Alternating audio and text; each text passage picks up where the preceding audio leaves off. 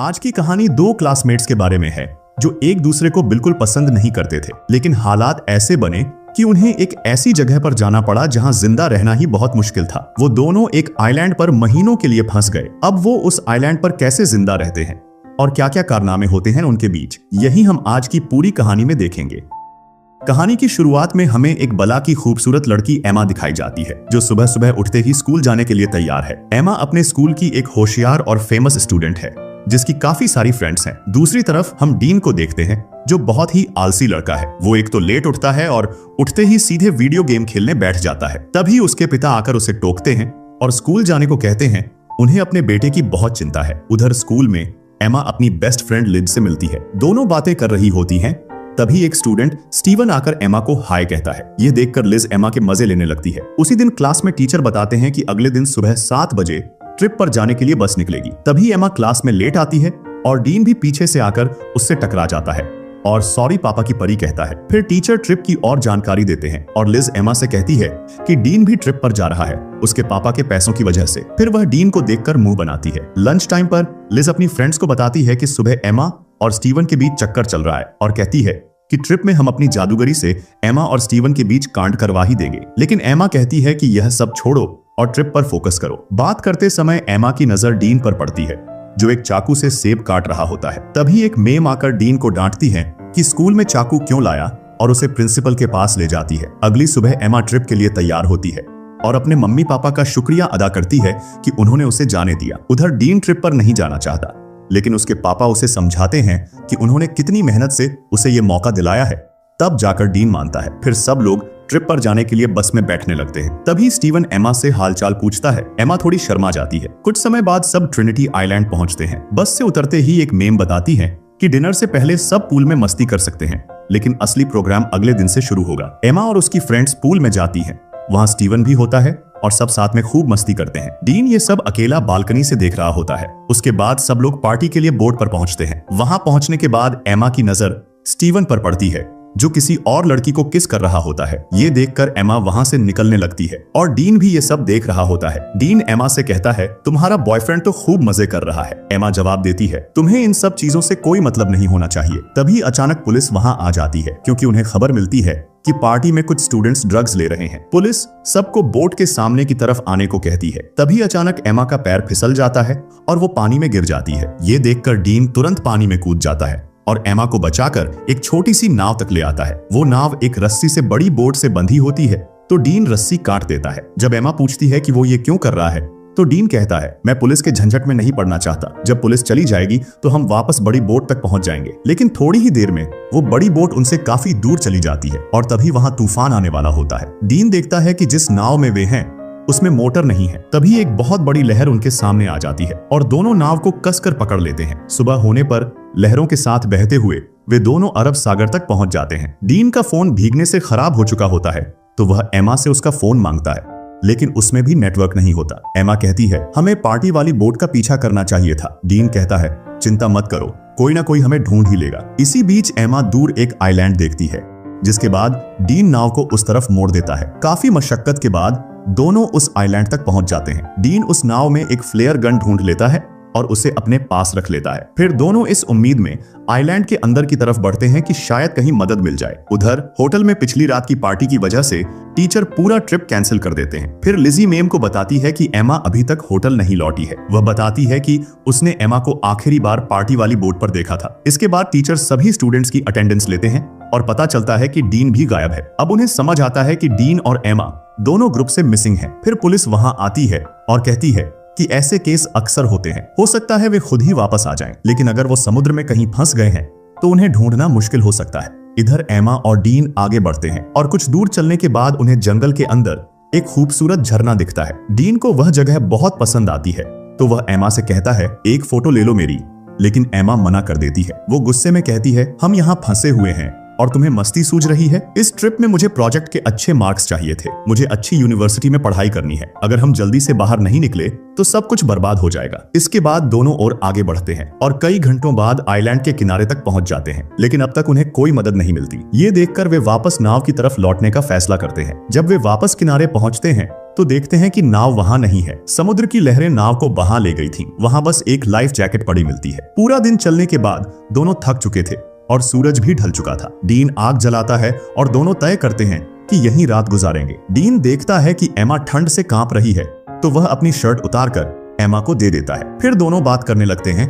कि शायद कल तक हमारे मम्मी पापा हमें ढूंढ लेंगे। सुबह होती है, डीन उठता है और देखता है कि एमा आसपास नहीं है। वह उसे ढूंढता है और देखता है कि एमा समंदर के किनारे SOS लिख रही है। डीन पूछता है, क्या कर रही हो? एमा कहती है, अपनी जान बचाने की कोशिश। इसके बाद डीन तैरने चला जाता है और एमा उसे निहारने लगती है। एमा जब पीने के लिए पानी भर रही होती है तो उसे लगता है कि कोई आसपास है जो उसे देख रहा है। वो डर जाती है और वहां से हट जाती है। इसके बाद दोनों मिलकर पत्तों से एक छोटी सी झोपड़ी बनाते हैं ताकि धूप से बच सकें। थोड़ी देर बाद एमा समंदर के किनारे बड़े बड़े अक्षरों में SOS लिखती है ताकि अगर कोई रेस्क्यू टीम पास से गुजरे तो उन्हें देख सके। फिर दोनों आइलैंड पर जो भी खाने लायक चीज मिलती है उसे ढूंढने लगते हैं। डीन को एक केला का पेड़ मिलता है तो दोनों खूब केले खा लेते हैं। अब वहां बहुत गर्मी होती है और एमा पूरी पैंट नहीं पहन सकती, ना ही उसे उतार सकती है क्योंकि वो थोड़ी शर्मीली है।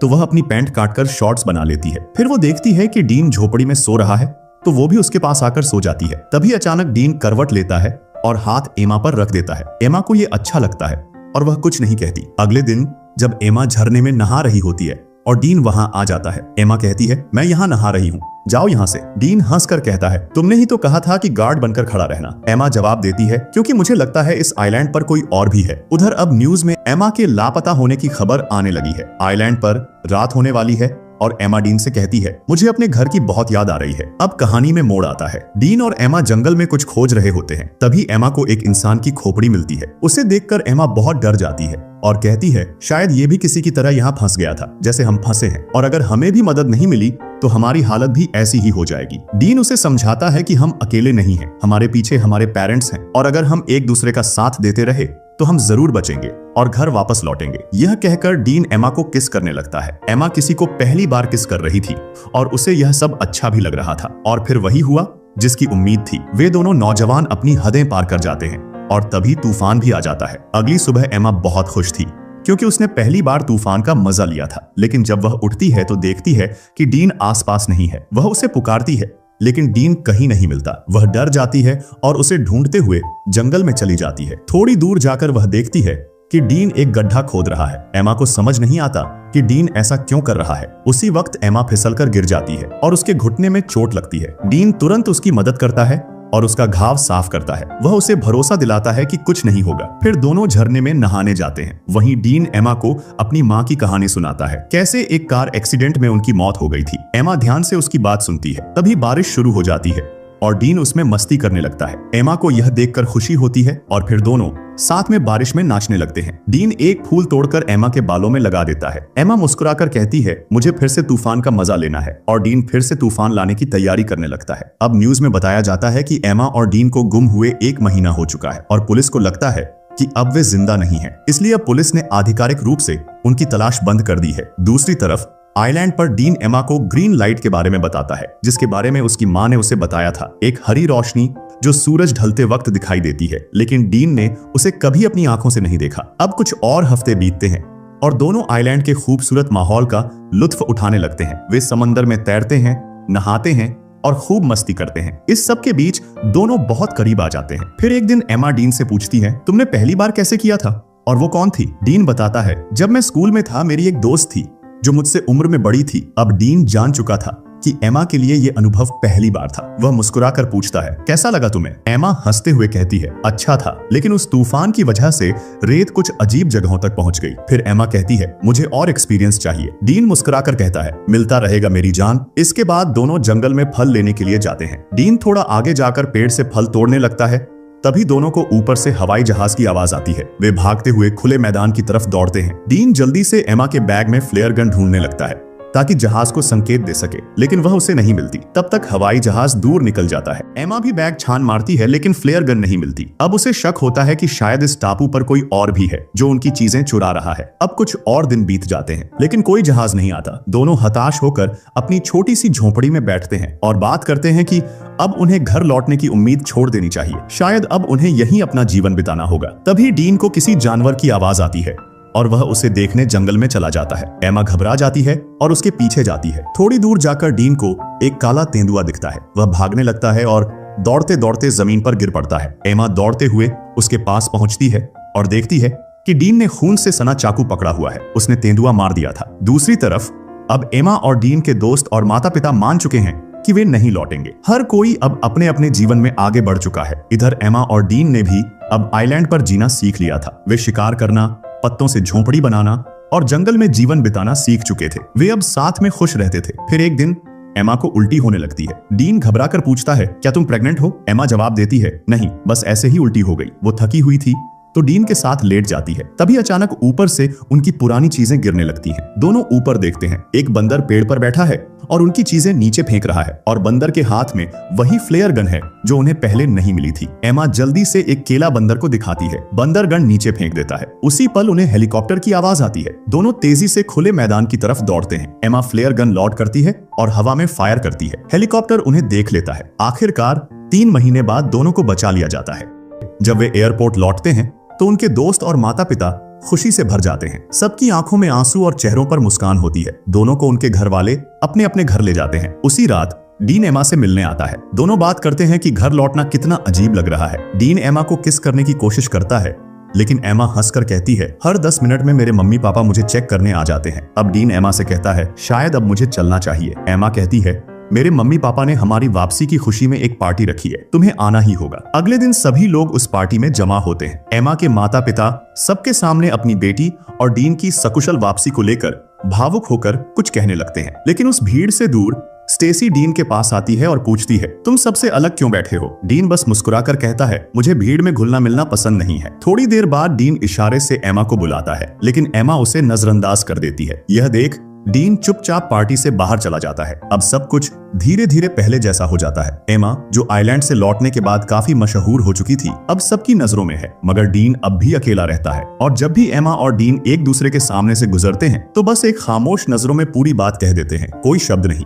सिर्फ निगाहें। कुछ दिन बाद एमा डीन को कॉल करती है, लेकिन डीन कॉल नहीं उठाता। एक शाम स्टेसी एमा के कमरे में आती है और कहती है, जब तुम गुम हो गई थी हम सब ने तुम्हें बहुत मिस किया। मम्मी पापा तो जैसे टूट ही गए थे। हमें लगा शायद हमने तुम्हें हमेशा के लिए खो दिया, लेकिन आज हम सब साथ हैं और बहुत खुश हैं। एमा मुस्कुराकर कहती है, तुम मेरी बहुत अच्छी बहन हो। फिर दोनों तय करती हैं कि वे साथ में प्रॉम पार्टी में जाएंगे। दूसरी तरफ डीन अपनी माँ की कब्र पर जाता है। वह बहुत रोता है, उसकी बहुत याद आती है। फिर उसी रात जब वह घर पर टीवी देख रहा होता है, उसके पापा पास आते हैं और प्यार से पूछते हैं, क्या तुम मेरी जैकेट पहनकर पार्टी जाना चाहोगे? उधर पार्टी में एमा अपनी बहन स्टेसी के साथ पहुंचती है। वहां लिज उसे खींचती है और कहती है, चलो तुम्हारे लिए एक सरप्राइज है। जैसे ही एमा बाहर आती है, वह देखती है डीन बाहर बारिश में खड़ा है, उसी कोट में, और उसका इंतजार कर रहा है। एमा की आंखों के सामने वो सारे पल घूम जाते हैं। जंगल, झोंपड़ी, तूफान, वो तेंदुआ, वो पहली बार की मासूम सी मुस्कान। वो चुपचाप पार्टी से बाहर निकलती है और डीन के पास जाकर खड़ी हो जाती है। बारिश की बूंदों के बीच दोनों एक दूसरे की आंखों में देखते हैं। कुछ कहने की जरूरत नहीं थी और दोनों एक दूसरे को प्यार से गले लगाकर चूम लेते हैं। और इसी सीन के साथ ये खूबसूरत कहानी खत्म होती है। यदि आप किसी अपने क्रश के साथ सुनसान जगह पर फंसना चाहेंगे तो कमेंट में हाँ जरूर लिखें। वीडियो को लाइक और चैनल को सब्सक्राइब भी कर लीजिए। मिलते हैं अगली वीडियो में। धन्यवाद।